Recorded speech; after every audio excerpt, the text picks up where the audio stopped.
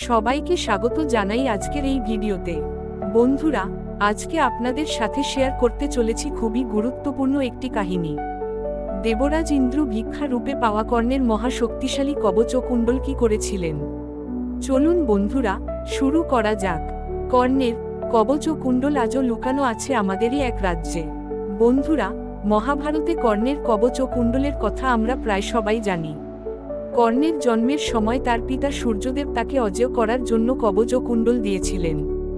এই কবচ কুণ্ডল যে কোনো অস্ত্র থেকে কর্ণকে রক্ষা করতে পারত, যার ফলে মহাভারতের যুদ্ধে কর্ণকে হারানো অসম্ভব ছিল।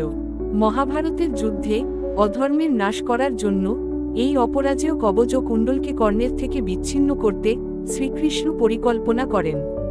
সেই পরিকল্পনা অনুযায়ী দেবরাজ ইন্দ্র ছল করেছিলেন। কর্ণ প্রত্যহ সকালে সূর্যদেবের পুজো করে দান করতেন। এই সুযোগ নিয়ে ইন্দ্রদেব ব্রাহ্মণ ছদ্মবেশ ধরে কর্ণের থেকে শক্তিশালী কবচ ও কুণ্ডল ভিক্ষা চাইলেন। কর্ণ স্বভাবে ছিলেন মহান দাতা। তিনি কোনো কিছু দান করতে একবারও ভাবতেন না। সমস্ত কিছু জেনে এবং তার পিতা সূর্যদেবের সতর্ক উপেক্ষা করে তিনি ইন্দ্রদেবকে তা দান করে দেন। কর্ণের এই মহত্বে মুগ্ধ হয়ে যান ইন্দ্রদেব এবং তিনি কর্ণকে আশীর্বাদ করে এক বিশেষ ইন্দ্রাস্ত্র দান করেন। এই অস্ত্র যার উদ্দেশ্যে নিক্ষেপ করা হবে তার মৃত্যু অবধারিত, কিন্তু মাত্র একবারই এই অস্ত্রের ব্যবহার করা সম্ভব। কর্ণ এই অস্ত্র অর্জুনের জন্য রাখলেও যুদ্ধের সময় ঘটোৎকচের হাত থেকে গোটা কৌরব সেনাকে রক্ষা করতে ভুল করে সেই অস্ত্রের প্রয়োগ করে ফেলেন ঘটোৎকচের উপর। এদিকে ছল করে ভিক্ষা রূপে পাওয়া কবচ ও কুণ্ডল দেবরাজ ইন্দ্র স্বর্গে নিয়ে যেতে পারবেন না, তাই তিনি সমুদ্রের নিচে লুকিয়ে রেখে যান সেই মহাশক্তিশালী কবচ ও কুণ্ডল। পরবর্তী সময়ে এটি চন্দ্রদেব লুকিয়ে নিয়ে নিতে চেয়েছিলেন, কিন্তু সমুদ্রদেব তাকে বাধা দেন।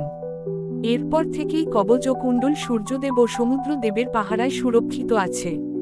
মনে করা হয় এই মহাশক্তিশালী কবচ ও কুণ্ডল সেই থেকে ওড়িশার পুরীর কাছে কোণার্কে সমুদ্রের নিচে আজও লুকানো আছে, যদিও তার সঠিক কোনো প্রমাণ নেই। বন্ধুরা, ভিডিওটা এখানেই শেষ করছি। ভিডিওটি কেমন লাগলো অবশ্যই কমেন্ট করে জানাতে ভুলবেন না যেন। বন্ধুরা, সাথে থাকবেন সুন্দর সুন্দর ভিডিও পাওয়ার জন্য। সবাই ভালো থাকবেন, সুস্থ থাকবেন। দেখা হবে পরের ভিডিওতে।